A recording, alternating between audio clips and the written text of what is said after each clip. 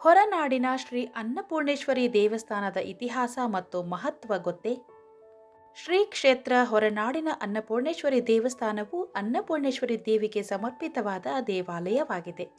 ಈ ದೇವಾಲಯವನ್ನು ಆದಿಶಕ್ತ್ಯಾತ್ಮಿಕ ಶ್ರೀ ಅನ್ನಪೂರ್ಣೇಶ್ವರಿ ಅಮ್ಮನವರ ದೇವಸ್ಥಾನ ಅಥವಾ ಶ್ರೀ ಕ್ಷೇತ್ರ ಹೊರನಾಡು ದೇವಸ್ಥಾನ ಎಂದು ಕರೆಯುತ್ತಾರೆ. ಹೊರನಾಡು ಶ್ರೀ ಅನ್ನಪೂರ್ಣೇಶ್ವರಿ ದೇವಸ್ಥಾನದ ಇತಿಹಾಸವೇನು?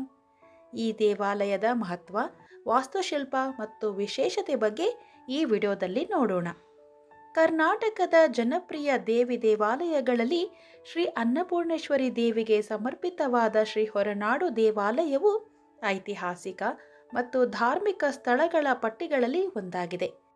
ಇದು ದೇವಿಗೆ ಮೀಸಲಾದ ವಾಸಸ್ಥಾನವಾಗಿದ್ದು, ಇದರ ಇತಿಹಾಸವು ಅಗಸ್ತ್ಯರ ಕಾಲದೊಂದಿಗೆ ಸಂಬಂಧವನ್ನು ಹೊಂದಿದೆ. ಹೀಗೆ ಹೇಳೋದಾದರೆ, ಈ ಪ್ರಾಚೀನ ದೇವಾಲಯಕ್ಕೆ ಹಲವಾರು ಕಥೆಗಳು ಮತ್ತು ದಂತಕಥೆಗಳಿವೆ. ಈ ದೇವಾಲಯವು ಪಶ್ಚಿಮ ಘಟ್ಟಗಳ ದಟ್ಟ ಅರಣ್ಯ ಕಣಿವೆಗಳಲ್ಲಿ ಚಿಕ್ಕಮಗಳೂರಿನಿಂದ 100 ಕಿಲೋಮೀಟರ್ ದೂರದಲ್ಲಿರುವ ಹೊರನಾಡು ಎಂಬಲ್ಲಿ ನೆಲೆಗೊಂಡಿದೆ. ಇದು ಪಾರ್ವತಿ ದೇವಿಯ ಅವತಾರವಾದ ಶ್ರೀ ಅನ್ನಪೂರ್ಣೇಶ್ವರಿಗೆ ಸಮರ್ಪಿತವಾಗಿದೆ. ಭದ್ರಾ ನದಿಯ ದಡದಲ್ಲಿರುವ ಇದನ್ನು ಆದಿಶಕ್ತ್ಯಾತ್ಮಿಕ ಶ್ರೀ ಅನ್ನಪೂರ್ಣೇಶ್ವರಿ ದೇವಸ್ಥಾನ ಅಥವಾ ಶ್ರೀ ಕ್ಷೇತ್ರ ಹೊರನಾಡು ದೇವಸ್ಥಾನ ಎಂದೂ ಕರೆಯುತ್ತಾರೆ. ಪುರಾಣದ ಸಂದರ್ಭದಲ್ಲಿ ಇಲ್ಲಿರುವ ವಿಗ್ರಹವನ್ನು 8ನೇ ಶತಮಾನದಲ್ಲಿ ಅಗಸ್ತ್ಯ ಋಷಿ ಸ್ಥಾಪಿಸಿದರು ಎನ್ನುವ ನಂಬಿಕೆ ಇದೆ. ಅನ್ನಪೂರ್ಣ ಎನ್ನುವ ಪದವು 2 ಪದಗಳ ಉತ್ಪನ್ನವಾಗಿದೆ. ಅನ್ನ ಎಂದರೆ ಆಹಾರ ಮತ್ತು ಪೂರ್ಣ ಎಂದರೆ ಸಂಪೂರ್ಣ ಅಥವಾ ಪರಿಪೂರ್ಣ ಎಂದರ್ಥ. ಆದ್ದರಿಂದ ಅನ್ನಪೂರ್ಣವನ್ನು ಸಂಪೂರ್ಣ ಆಹಾರವೆಂದು ಪರಿಗಣಿಸಲಾಗುತ್ತದೆ. ಈ ಸಂದರ್ಭದಲ್ಲಿ ಇಲ್ಲಿ ದೇವಿಯನ್ನು ಆಹಾರದ ದೇವತೆ ಎಂದು ಪೂಜಿಸಲಾಗುತ್ತದೆ. ಈ ದೇವಾಲಯದಲ್ಲಿನ ದೇವಿಯ ವಿಗ್ರಹವು ತನ್ನ 4 ಕೈಗಳಲ್ಲಿ ಶಂಖ, ಚಕ್ರ, ಶ್ರೀಚಕ್ರ ಮತ್ತು ದೇವಿ ಗಾಯತ್ರಿಯನ್ನು ಹಿಡಿದಿರುವ ಅನ್ನಪೂರ್ಣೇಶ್ವರಿಯು ಪೀಠದ ಮೇಲೆ ನಿಂತಿರುವ ದೈವಿಕ ವಿಗ್ರಹವನ್ನು ಹೊಂದಿದೆ. ವಿಗ್ರಹವು ಯಾವಾಗಲೂ ತಲೆಯಿಂದ ಪಾದದವರೆಗೆ ಚಿನ್ನದಿಂದ ಮುಚ್ಚಲ್ಪಡುತ್ತದೆ.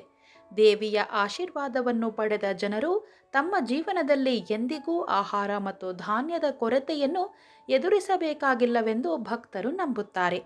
ಅನ್ನಪೂರ್ಣೇಶ್ವರಿ ದೇವಿಗೆ ಸಂಬಂಧಿಸಿದ ದಂತಕಥೆಯನ್ನು ನೋಡೋದಾದರೆ, ಒಮ್ಮೆ ಕೈಲಾಸದಲ್ಲಿದ್ದ ಪಾರ್ವತಿ ಪರಮೇಶ್ವರರು ಪಗಡೆ ಆಟವನ್ನು ಆಡುತ್ತಿದ್ದರು. ಆಗ ಇವರಿಬ್ಬರ ನಡುವೆ ಒಂದು ವಿವಾದ ಏರ್ಪಡುತ್ತದೆ. ಪರಮೇಶ್ವರನು ಪುರುಷ ಶಕ್ತಿಯೇ ಹೆಚ್ಚು, ಈ ಲೋಕವೆಲ್ಲ ಒಂದು ಮಾಯೆ, ಇಷ್ಟೇ ಅಲ್ಲದೆ ಈ ಭೂಮಿಯಲ್ಲಿರುವ ಸಕಲ ಚರಾಚರಗಳು ಮಾಯೆ, ಭುಂಜಿಸುವ ಆಹಾರವೂ ಮಾಯೆ ಎಂದನು. ಇದರಿಂದ ಪಾರ್ವತಿಗೆ ನಾನಿಲ್ಲದೆ ಜಗತ್ತು ಹೇಗೆ ಇರಲು ಸಾಧ್ಯ ಎಂದು ಯೋಚಿಸಿ ಪಾರ್ವತಿಯು ಕೈಲಾಸದಿಂದ ತಕ್ಷಣ ಮಾಯವಾದಳು. ದೇವಿ ಅದೃಶ್ಯಳಾದ ಕ್ಷಣದಲ್ಲೇ ಆಹಾರ, ನೀರು ಮಾಯವಾಗುತ್ತದೆ. ಇದರಿಂದ ಲೋಕದಲ್ಲಿ ಅಲ್ಲೋಲ ಕಲ್ಲೋಲವಾಗುತ್ತದೆ. ಆ ಕ್ಷಣದಿಂದಲೇ ಬ್ರಹ್ಮಾಂಡವೇ ಆಹಾರಕ್ಕಾಗಿ ಹಾಹಾಕಾರ, ನೀರಿಗಾಗಿ ಪರದಾಡಿ ತತ್ತರಿಸಿದರು. ಭೂಮಿಯ ಮೇಲಿನ ಮಾನವರಲ್ಲದೆ ದೇವತೆಗಳು ಹಸಿವಿನಿಂದ ಕಂಗಾಲಾಗಿದ್ದರು. ಜೀವ ಸಂಕುಲಗಳು ಬದುಕುವುದೇ ಕಷ್ಟ ಎನ್ನುವಂತಾಯಿತು. ಈ ಸ್ಥಿತಿಯಲ್ಲಿ ದೇವತೆಗಳೆಲ್ಲರೂ ಬ್ರಹ್ಮನೊಂದಿಗೆ ಮಾತನಾಡಿ ವಿಷ್ಣುವಿದ್ದಲ್ಲಿಗೆ ಬಂದರು. ಆನಂತರ ಋಷಿಮುನಿಗಳೊಂದಿಗೆ ಬ್ರಹ್ಮ, ವಿಷ್ಣು, ದೇವತೆಗಳೆಲ್ಲ ಒಡಗೂಡಿ ಶಿವನಲ್ಲಿ ಬಂದರು. ಮಾಯೆ ಅದೃಶ್ಯವಾದ ಕಾರಣ ಪರಮೇಶ್ವರನಿಗೂ ಆಹಾರವನ್ನು ಸೃಷ್ಟಿಸಲಾಗಲಿಲ್ಲ. ಭೂಮಿಯ ಮೇಲೆ ಜನಗಳು ಆಹಾರವೇ ಇಲ್ಲದೆ ನೈವೇದ್ಯವನ್ನು ಮಾಡಲಿಲ್ಲ. ಇದರಿಂದ ಶಿವನು ಹಸಿವಿನಿಂದ ಕಂಗೆಟ್ಟನು. ದೇವತೆಗಳ ಜೊತೆ ಬಂದ ಬ್ರಹ್ಮ ವಿಷ್ಣುವನ್ನು ಕುರಿತು ಪರಮೇಶ್ವರನು ಹೇಳಿದನು, ಇಂಥ ದುಸ್ಥಿತಿ ಹೋಗಲು ಪರಿಹಾರವೆಂದರೆ ದೇವಿ ಪಾರ್ವತಿಯನ್ನು ಪ್ರಾರ್ಥಿಸಬೇಕು ಎಂದನು. ಆ ಕೂಡಲೇ ದೇವತೆಗಳು, ಋಷಿಮುನಿಗಳು ಎಲ್ಲರೂ ಸೇರಿ ಮಾತೆ ಪಾರ್ವತಿ ದೇವಿಯನ್ನು ಪ್ರಾರ್ಥಿಸತೊಡಗಿದರು. ಅವರ ಪ್ರಾರ್ಥನೆಗೆ ಕರಗಿದ ದೇವಿ ಕನಿಕರಗೊಂಡು ವಾರಣಾಸಿಯಲ್ಲಿ ಅನ್ನಪೂರ್ಣೇಶ್ವರಿಯಾಗಿ ಪ್ರಕಟಗೊಂಡು ಭೋಜನ ಶಾಲೆಯನ್ನು ತೆರೆದು ಎಲ್ಲರಿಗೂ ಅನ್ನವನ್ನು ಬಡಿಸುತ್ತಿದ್ದಳು. ಕಾಶಿಯಲ್ಲಿ ಆಹಾರ ದೊರೆಯುತ್ತದೆ ಎಂಬ ಮಾಹಿತಿ ಶಿವನಿಗೆ ತಿಳಿಯುತ್ತದೆ. ಹಸಿವಿನಿಂದ ಬಳಲುತ್ತಿದ್ದ ಪರಮೇಶ್ವರನು ಆಹಾರ ಪಡೆಯಲು ಭಿಕ್ಷಾರ್ಥಿಯಾಗಿ ಕಾಶಿಗೆ ಬಂದನು. ಅಲ್ಲಿ ಆಹಾರ ಸಿಗುತ್ತಿರುವ ತಾಣಕ್ಕೆ ಬಂದಾಗ ಮಾತಾ ಪಾರ್ವತಿ ದೇವಿಯು ಆಹಾರವನ್ನು ವಿತರಿಸುತ್ತಿರುವುದನ್ನು ನೋಡಿದನು. ಆದರೆ ಪಾರ್ವತಿ ದೇವಿಯು ಸಕಲಾಭರಣಗಳನ್ನು ಧರಿಸಿ ದಿವ್ಯ ಭೂಷಿತಳಾಗಿ ಚಿನ್ನದ ಸಿಂಹಾಸನದ ಮೇಲೆ ಕುಳಿತು ವೈಭವದಿಂದ ಪ್ರಜ್ವಲಿಸುತ್ತಾ ಅನ್ನವನ್ನು ಎಲ್ಲರಿಗೂ ಕೊಡುವ ಪಾರ್ವತಿಯನ್ನು ಕಂಡು ಮಾಯೆಯ ಸ್ವರೂಪದ ಅರಿವಾಗುತ್ತದೆ. ತನ್ನ ತಪ್ಪನ್ನು ಒಪ್ಪಿಕೊಂಡು ಶಿವನೇ ಅವಳ ಮುಂದೆ ಬಂದು ಅನ್ನವನ್ನು ಬೇಡುತ್ತಾನೆ. ಕನಿಕರಗೊಂಡ ಪಾರ್ವತಿ ದೇವಿ ಶಿವನಿಗೂ ಅನ್ನವನ್ನು ನೀಡುತ್ತಾಳೆ.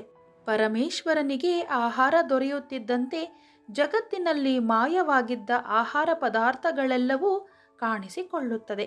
ಎಲ್ಲರ ಹಸಿವು ಬಾಯಾರಿಕೆ ತಣಿಯುತ್ತದೆ. ಸಾಕ್ಷಾತ್ ಪಾರ್ವತಿ ದೇವಿ ಶಿವನ ಹಸಿವನ್ನು ನೀಗಿಸಿದ ಕಾರಣ ಅನ್ನಪೂರ್ಣೇಶ್ವರಿಯಾಗುತ್ತಾಳೆ. ಈ ಘಟನೆ ಬಳಿಕ ಪರಮೇಶ್ವರನು ವಿಶ್ವನಾಥನಾಗಿಯೂ ಪಾರ್ವತಿ ದೇವಿ ಅನ್ನಪೂರ್ಣೇಶ್ವರಿಯಾಗಿಯೂ ಕಾಶಿಯಲ್ಲಿ ನೆಲೆಸಿದರು. ಅನ್ನಪೂರ್ಣೇಶ್ವರಿ ಕಾಶಿಯ ರಾಣಿಯಾದಳು. ಕಾಶಿಗೆ ಬಂದ ಯಾರೊಬ್ಬರೂ ಹಸಿವಿನಿಂದ ಬಳಲದಂತೆ ನೋಡಿಕೊಂಡಳು. ಪರಮೇಶ್ವರನು ಕಾಶಿ ವಿಶ್ವನಾಥನಾಗಿ ಬೇಡಿ ಬಂದ ಭಕ್ತರಿಗೆ ಮೋಕ್ಷವನ್ನು ಕರುಣಿಸುವ ಪ್ರತ್ಯಕ್ಷ ದೈವವಾದನು. ಮನುಷ್ಯನಿಗೆ ಜೀವರಕ್ಷಕ ಆಹಾರವಾದ ಅನ್ನದಾನಕ್ಕಿಂತ ಶ್ರೇಷ್ಠ ದಾನ ಯಾವುದೂ ಇಲ್ಲ ಎಂಬುದು ಪ್ರಖ್ಯಾತವಾಯಿತು.